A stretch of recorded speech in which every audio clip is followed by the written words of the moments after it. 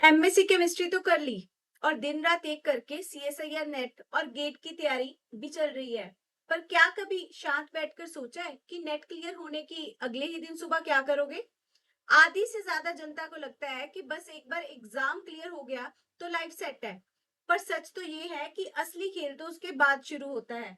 अगर आपकी उम्र 25 या 26 साल हो चुकी है और आप बिना किसी बैकअप के पूरी रिसर्च के पीछे भाग रहे हो, तो आप एक बहुत बड़े खतरे में हो। क्या आपको पता है कि बाबा एटॉमिक रिसर्च सेंटर और टॉप पीएसयू की एज लिमिट क्या है? आज के वीडियो में बिना किसी बोरिंग लेक्चर के सीधे बात करेंगे कि एमएससी के बाद आपके पास कौन कौन से सरकारी और कॉर्पोरेट ऑप्शंस हैं और उनकी एग्जैक्ट एज लिमिट क्या है। सब लोग बोलते हैं एमएससी के बाद पीएचडी कर लो या प्रोफेसर बन जाओ। यार किसी ने आपको यूपीएससी जियो केमिस्ट, पेटेंट ऑफिसर या फोरेंसिक लैब के ऑप्शंस के बारे में नहीं बताया क्या? वही स्टैंडर्ड सिलेबस पढ़कर आप सीधे ग्रुप ए गेजेटेड ऑफिसर बन सकते हो। अगर वही पुरानी घिसी पिटी बातें सुननी है तो वीडियो को अभी स्वाइप कर दो। पर अगर रियल करियर की क्लैरिटी चाहिए तो अगले कुछ मिनट ध्यान से सुनना। चलो अब बात करते हैं उन हिडन जेम्स की जहां ना तो नेट की जरूरत है और ना ही गेट के स्कोर की। बस आपकी एमएससी की डिग्री और एक सही तैयारी आपको group A B gazetted officer बना सकती है। एक एक करके पूरे मैप को समझते हैं। तो फर्स्ट है यूपीएससी जियो साइंटिस्ट और केमिस्ट। सबसे पहले और सबसे बड़ा ऑप्शन है यूपीएससी कंबाइंड जियो साइंटिस्ट एग्जाम। इससे आप सीधे जियोलॉजिकल सर्वे ऑफ इंडिया या सेंट्रल ग्राउंड वाटर बोर्ड में केमिस्ट ग्रुप ए बनते हो और इसकी एज लिमिट है 21 से 32 साल की।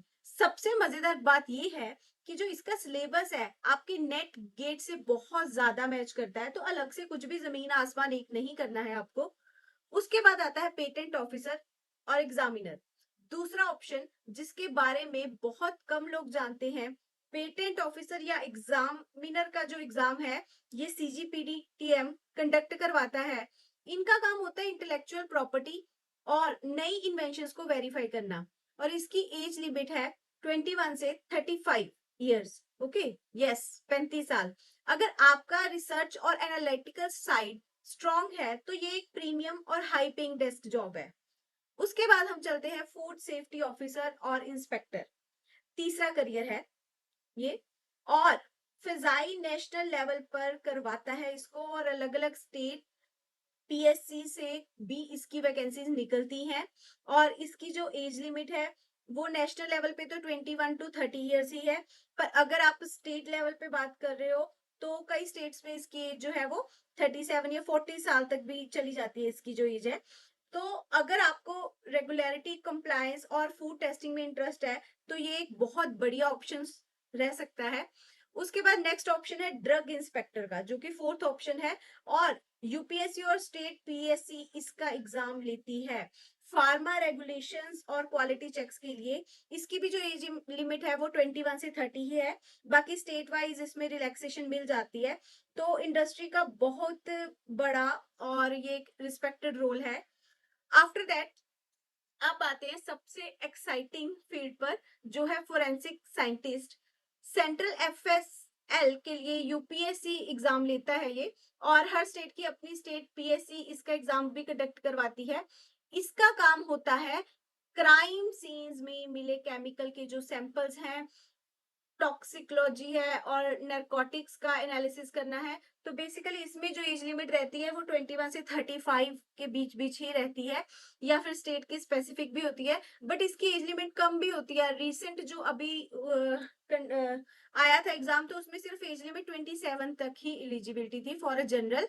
तो उस हिसाब से आप कैटेगरी वाइज रिलैक्सेशन देख सकते हो, पर एज लिमिट इनमें ज्यादा नहीं रहती है। और यस, लास्ट में अगर आपका सपना पढ़ाने का है पर नेट क्लियर नहीं हो रहा है तो निराश मत होइए। दो रास्ते और हैं। पहला है स्लेट या सेट, मतलब कि स्टेट एलिजिबिलिटी टेस्ट। यस, इसे क्लियर करके आप उस पर्टिकुलर स्टेट के कॉलेजेस में असिस्टेंट प्रोफेसर बन सकते हो। और दूसरा रास्ता है अगर आपने पीएचडी कर ली है तो यूजीसी रेगुलेशंस के मुताबिक आपको नेट से एग्जाम्पशन मिल जाती है। उसको नेट क्लियर करने की फिर जरूरत नहीं है, नहीं भी करोगे तो चलेगा।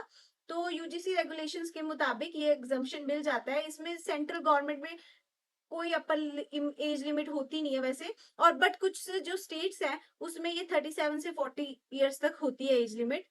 सो अब आते हैं उन दो बड़े रास्तों पर जिनकी तैयारी आप अभी दिन रात एक करके कर रहे हो, और वो है गेट और CSIR net.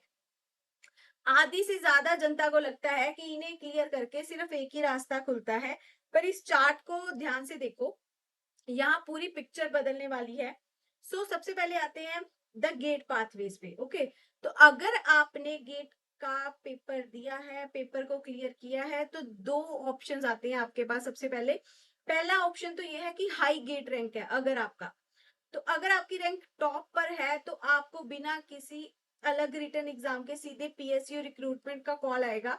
ONGC, आईओएलसी, HP, सीएलबीपी, CL, NTPC और जीआईएल के जैसी महारत्न कंपनीज आपको डायरेक्ट इंटरव्यू के लिए बुलाती हैं, और इसमें एज लिमिट जो रहती है वो 28 से 30 इयर्स होती है जनरल कैटेगरी के लिए। इसलिए इस पर पहले आपने फोकस करना है।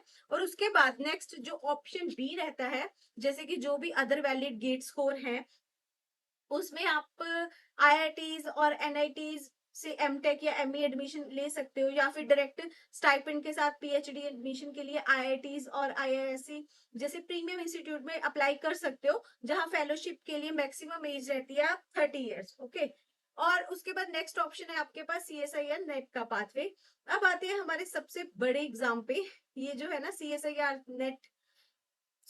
अभी यहाँ पे हम तो केमिकल साइंस की जैसे बात कर रहे हैं। जब आप इस एग्जाम को क्लियर करते हैं तो दो अलग अलग रैंक्स आती हैं।